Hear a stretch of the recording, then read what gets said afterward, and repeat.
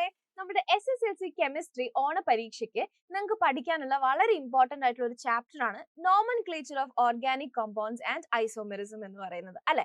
അതിൽ ഐസോമെറിസം എന്നുള്ള ഭാഗം വളരെ വളരെ വളരെ ഇമ്പോർട്ടന്റ് ആണ്. അപ്പൊ ഇന്നത്തെ വീഡിയോയിൽ നിങ്ങൾ ഒരിക്കലും ആ ഭാഗത്ത് നിന്നും സ്കിപ്പ് ചെയ്യാൻ പാടില്ലാത്ത ക്വസ്റ്റ്യൻസ് നമ്മൾ എന്ത് ചെയ്യാൻ പോവാണ്, ഒന്ന് ഡിസ്കസ് ചെയ്യാൻ പോവാണ്. ഓക്കെ, ആദ്യത്തെ ചോദ്യം പിടിച്ചോ. Which of the following compounds have the same molecular formula?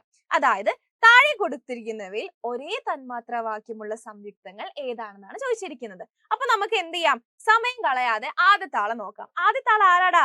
അത് പ്രൊപ്പനാൽ ആണല്ലേ. നമുക്ക് ആദ്യത്തെ ആളുടെ മോളിക്കുലർ ഫോർമുല ഒന്ന് എഴുതി നോക്കിയാലോ. മൊത്തം എത്ര കാർബൺ ആറ്റംസ് ഉണ്ട്?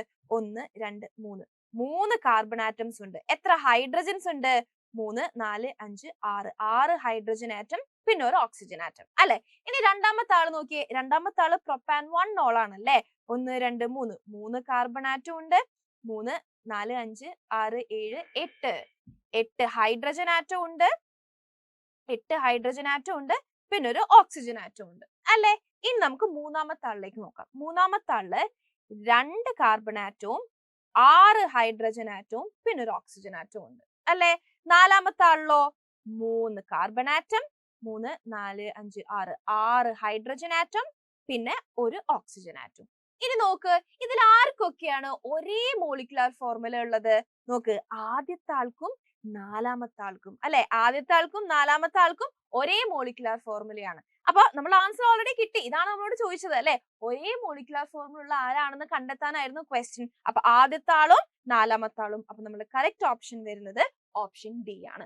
എളുപ്പമല്ലേ ചോദ്യം? എളുപ്പമല്ലേ ചോദ്യം? കറക്റ്റ് ആയിട്ട് എന്ത് ചെയ്താൽ മതി, കാർബണിന്റെയും ഹൈഡ്രജന്റെയും ഇനി തന്നിരിക്കുന്നതിൽ ഓക്സിജൻ ഉണ്ടെങ്കിൽ ഓക്സിജന്റെ എണ്ണം കറക്റ്റ് ആയിട്ട് നിങ്ങൾ എണ്ണ എഴുതുക, ഉത്തരം എഴുതുക. ഓക്കെ, അത്രേ ഉള്ളൂ. ഇനി നമുക്ക് അടുത്ത ക്വസ്റ്റ്യനിലേക്ക് പോവാം. നോക്ക്, ഇങ്ങനത്തെ ക്വസ്റ്റ്യൻസ് വളരെ ഇമ്പോർട്ടന്റ് ആണ് കേട്ടോ. നിങ്ങൾക്ക് 2 കോമ്പൗണ്ട്സ്, 2 സംയുക്തങ്ങൾ നിങ്ങൾക്ക് തന്നിട്ടുണ്ട്. എന്നിട്ട് നമ്മളോട് എന്താ ചോദിച്ചിരിക്കുന്നത്?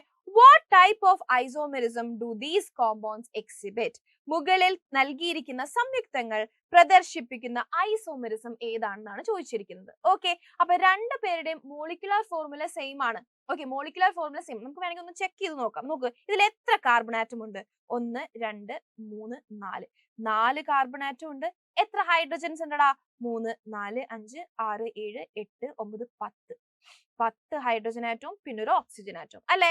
ഇനി രണ്ടാമത്തെ ആളോ 1 2 3 4 4 കാർബൺ ആറ്റം ഉണ്ട്.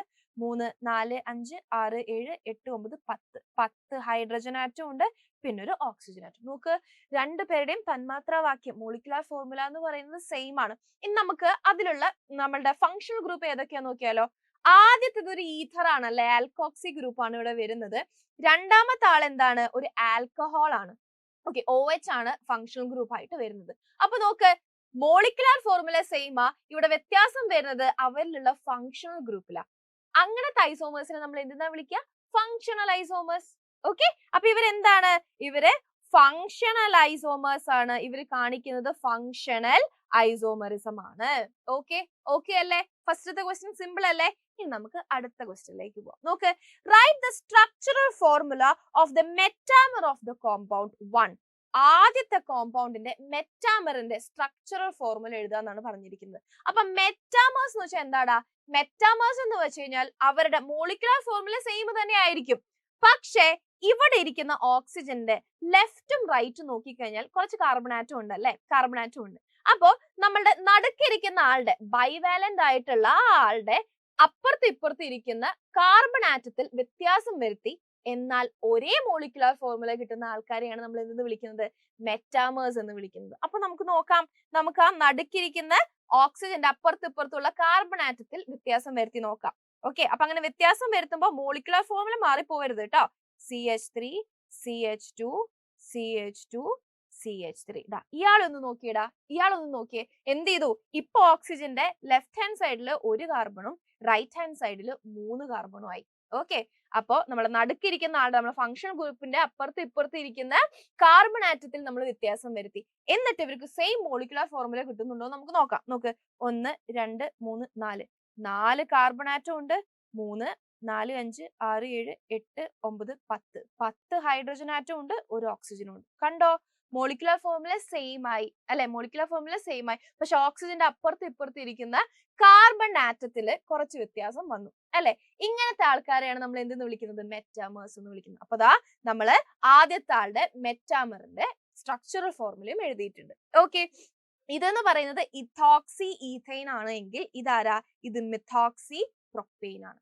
ഓക്കെ അല്ലേ, ഓക്കെ അല്ലേ, സെറ്റ് അല്ലേ? അപ്പൊ ഇങ്ങനത്തെ ക്വസ്റ്റ്യൻസ് ഒന്നും നിങ്ങൾ എന്ത് ചെയ്യരുത്, നിങ്ങൾ സ്കിപ്പ് ചെയ്യരുത്. ഇതുപോലത്തെ വളരെ ഇമ്പോർട്ടന്റ് ആയിട്ടുള്ള ക്വസ്റ്റ്യൻസ് ആയിട്ട് നമ്മൾ ഇനിയും വരുന്നതായിരിക്കും. അപ്പോൾ സ്റ്റേ ട്യൂൺഡ്.